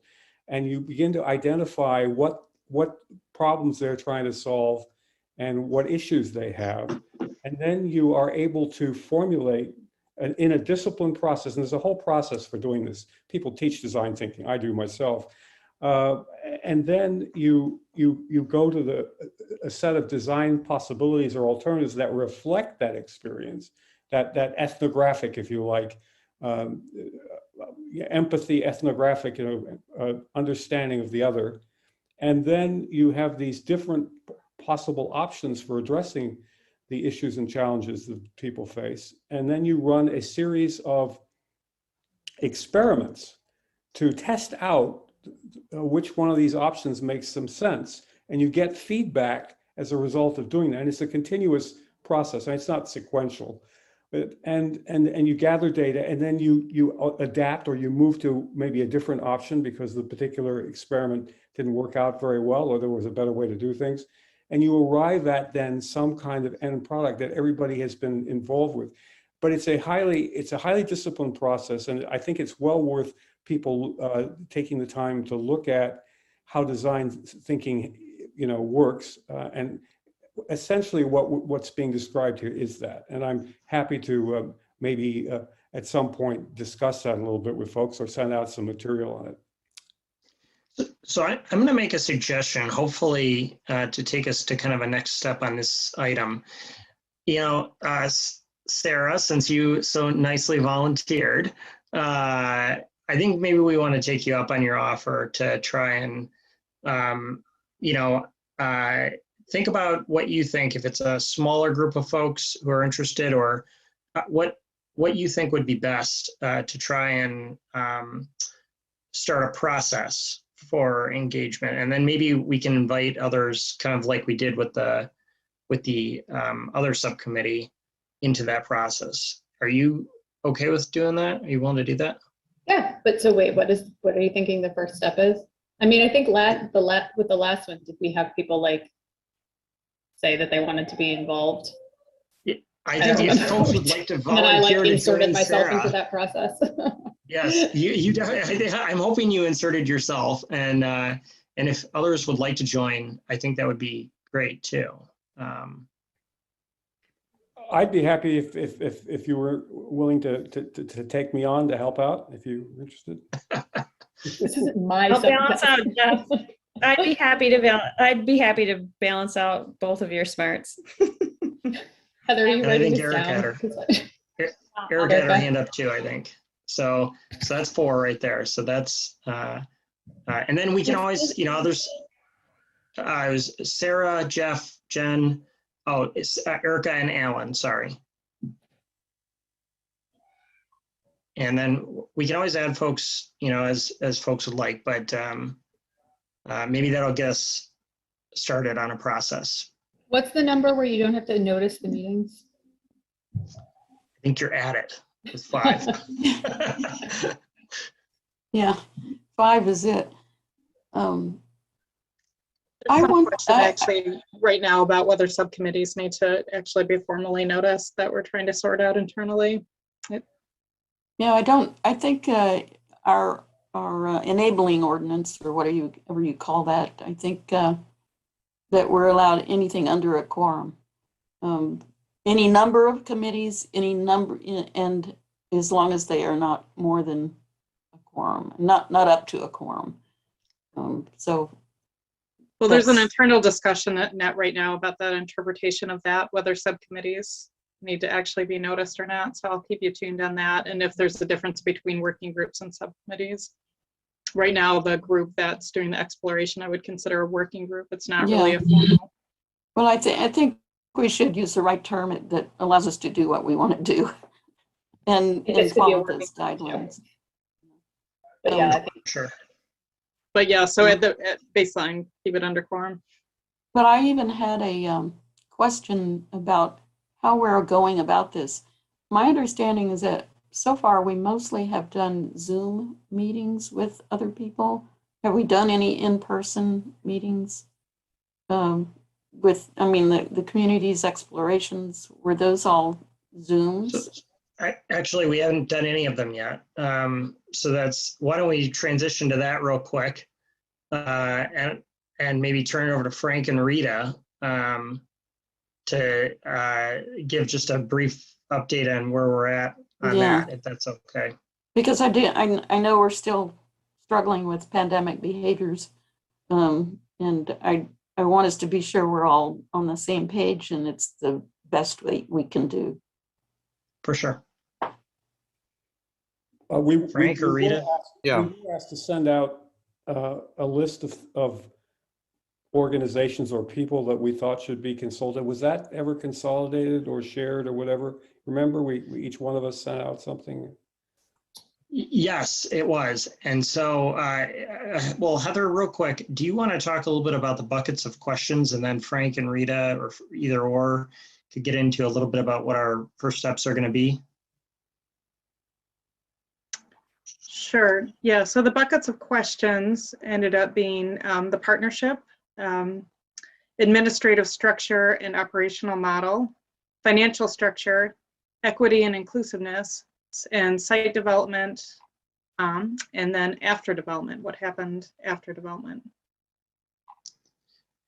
And Jeff, to your question, what we did was we took all of what was submitted and tried to categorize. We ended up with this giant list of stuff and tried to bucket it together and synthesize things and get to an overall sort of like framework and sub pieces to be able to break into both background research and then conversation.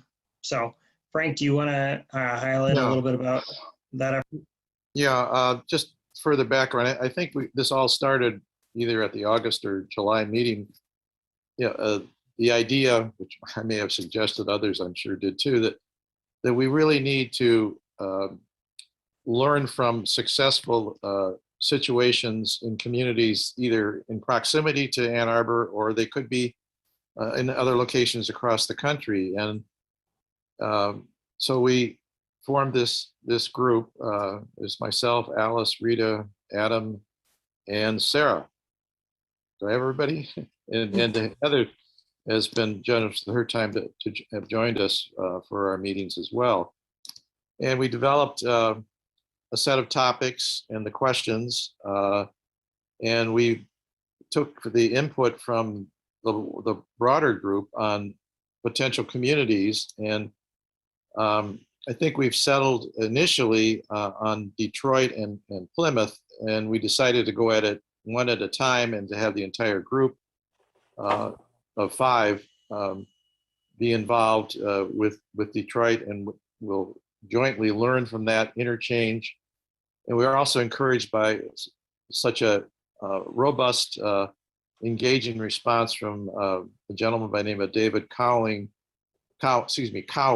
C-O-W-A-N, who is the Chief Open Space person for a group called the Downtown Detroit Partnership. I won't go into a lot of detail, but it's a 100-year-old business association that has taken on, with the cooperation of the city of Detroit and other organizations, the management and development of 7 downtown parks in the city of Detroit.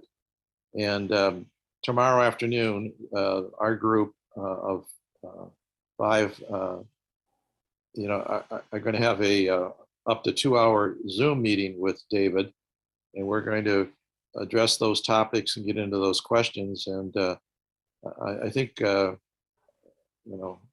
my enthusiasm, I think, is shared by everyone to engage with David. He's not only had 12 years experience, he's only 30 something, but he has 12 years with the Downtown Detroit Partnership. But communities around the country and in the state of Michigan have been reaching out to him, we discover. And so he's knowledgeable about other situations in other communities. And I think that maybe one question we don't have is advice of other communities that we might learn from as well. But anyhow, that we're looking forward to that engagement tomorrow afternoon. We'll obviously be reporting back to the full committee in some detail on how that goes. Rita, do you want to add? You're muted, I think. Sorry.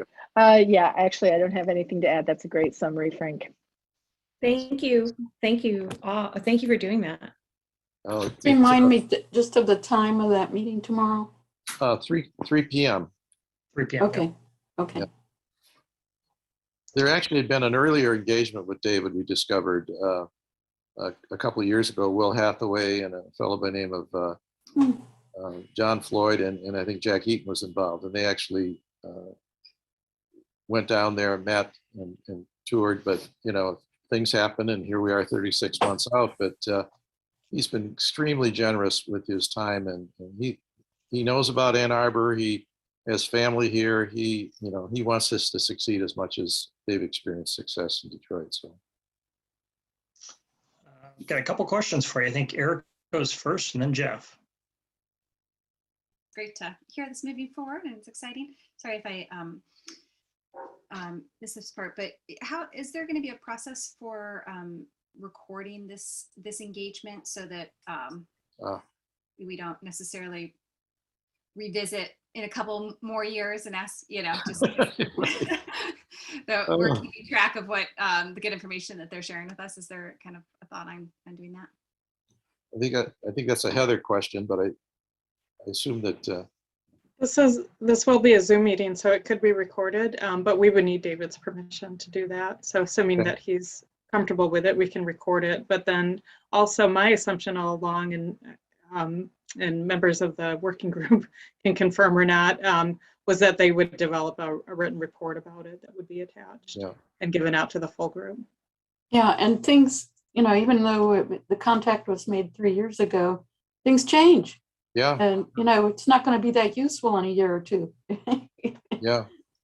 So I don't know that recording it is that essential. It's for now that we really need to. Well, my 77-year-old brain tells me I would benefit from recording. I think too, so we don't have to scramble or scribble notes, since we can be more present. Hopefully, I think this is going to be information-rich conversation, and at least for some period of time, and asking for his permission, I can't imagine he wouldn't. But I would hope for a recording so the whole group can hear what goes on there and can benefit from it. Yeah. But Jeff. Oh, sorry, Frank. No. Jeff, then, I think Jeff, you had your hand up. Yeah, so I think this is fantastic, and I think it's very important that we do this. But I don't want us to lose sight of two things. One, there is a lot of international experience which can be brought to bear. People have been doing stuff in Europe and in Asia for longer than we have. and are in some ways more forward thinking than we are about, urban commons and urban center of the city kind of development ideas and activities.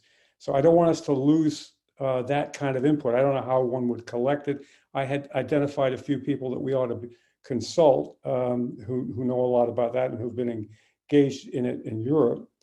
And the other thing I would want to say is that nobody in the world has really produced, the perfect model, and nobody ever will. But we're all struggling in the current environment to come to good answers, and of course, climate change and the virus have made that even more necessary.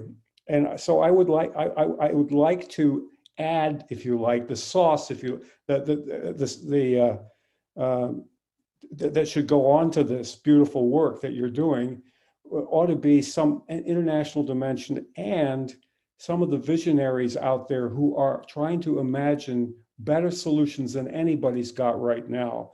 Because Ann Arbor hopefully is going to wind up with a unique answer for itself and hopefully a model for others down the road. And I don't think we want to be me too much. That's always a danger. And the way you avoid me too is you extend your thought process and your framing to include forward thinking or visionary thoughts, as well as international kind of dimensions. And I talked about this concept of insight before, where you have hindsight, you have outsight, where you look at other models around you, and then you have foresight, where you look at possible future scenarios. And I don't want to lose that foresight element. And so somehow if we can weave that in, that would be helpful. Thanks, Jeff. Rita, you've got your hand up, and then Alan. Jeff, you ended with something that I was going to contribute, which is I want us to have our Ann Arbor solution. I see this as something of just reaching out to see what other areas are doing, but we want to have our uniqueness, and I do not expect us to try and carbon copy. I hope that is not a result of these efforts. This is really more like to just explore. Alan. Yes, we have our own unique situation, but we should be learning from what's going on in the rest of the world.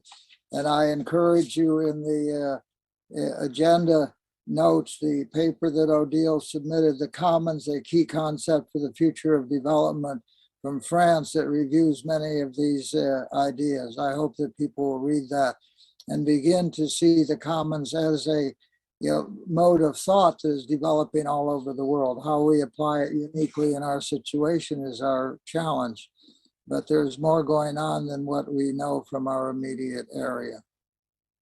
So please read the attachment that's in the minutes that Odile sent out. Excellent, thank you, Alan. Unless there's any other further conversation on this topic, the last item really fast. Sorry, I didn't see your hand up. Yeah, I just put it up. I just wanted to, so we do not expect, I think this is like our first step, talking to David, and Frank and Rita had this like prior conversation with him. So he again, like as Frank said, he's being very generous with his time. I think we're using this because we have had the prior contact as sort of like a test for our questions too. Like we have a lot of questions to get through, and we do not expect future interviewees to take 2 hours with us. So I think this will sort of be a good test on like, what are the questions that are resonating the most with, like our situation, and like what are we learning from the most to help us sort of like pare it down and make sure that we can do future interviews in like a more streamlined manner. So I just want to, not all interviews are going to be 2 hours. I don't think. That's all I would say. No, definitely. Yep. So unless there are any other further points on this topic, the last item we have on the agenda is the long-term planning. And, being that it is 9:02, I was going to make a suggestion that I think we've gotten a lot of good discussion tonight, and I feel like this long-term planning piece is really important. I'd like to make a suggestion that we table that to the next meeting, and that we also ahead of time fill in elements that we feel are outstanding for the long-term planning. Like, I know fundraising for the planning piece is an element that I'd like to talk about. I know there are probably a host of other elements too. And so if we could submit ideas under the long-term planning banner to Heather for the next agenda, I think if folks are comfortable doing that rather than starting a conversation tonight, I think that would be really helpful. Just my perspective. We good with that? Okay. So I'm good with that. I hope that the various criteria that there was a number that were mentioned could somehow be included, and somebody who's taking notes could include those in the notes, so for memory as to what the particular criteria are that were being looked at from Detroit and Plymouth. Yeah, for sure. Ellen, you're definitely going to get I will tell you, I think this working group or subcommittee is very dedicated to, I'm going to mute you for a second here because I'm getting enough feedback, is very dedicated to getting you as much information as we possibly can on this. So, so in that case, we'll table the long-term planning. And I think the last item on the agenda then is public comment. Heather, do we have any members of the public here?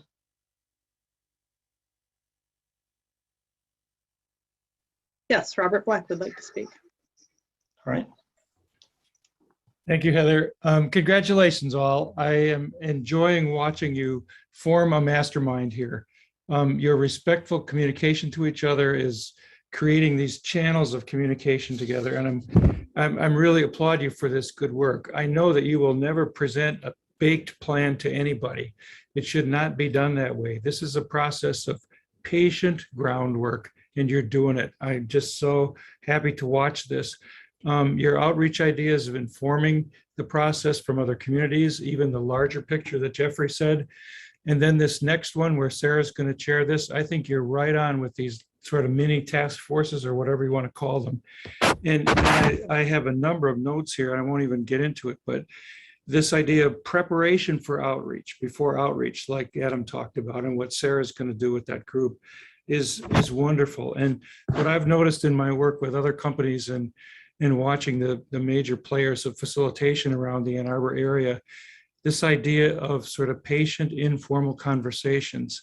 Like Alice said, it took 8 years to do that tunnel. I remember Jerry Clark and worked with him when we were doing some of the groundwork for Miller's Creek, and the work I did with Jane Lum. It took a while to get that watershed plan to be number 3 in the country by the EPA, and we engaged the whole Northeast neighborhood. So kudos to you guys and bravo for this. Let's see, I just wanted to see if I had a couple of quick comments to leave you with. This idea of positing a future vision that Jeffrey's talking about, the foresight is really important. There was a process I did years ago with Jack Lausman and some other people to create a vision for a data center in Saginaw.